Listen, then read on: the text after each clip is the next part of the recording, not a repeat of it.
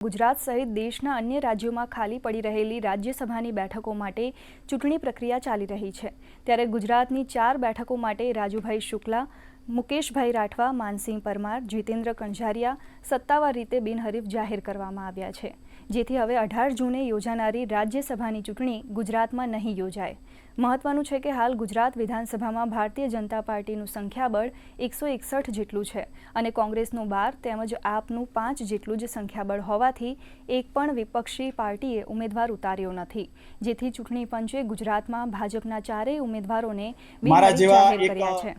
जनजाति विस्तारमांथी एक कार्यकर्तानी भारतना उच्च सदन काउंसिल ऑफ स्टेट राज्यसभाना सभ्य तरीके आज मारो विजय थयो छे। ए मारा माटे एक गौरवनी क्षण छे अने आ मारी जे विजय थयो छे ए गुजरातना करोड़ों जनताओना आशाओ अपेक्षाओ एने पूर्ण करवा माटेना प्रतिनिधि तरीके थई छे અને એ માટે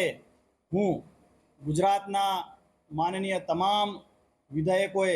જે પૂર્ણ બહુમતી 161 ધારાસભ્યશ્રીઓ ધરાવે છે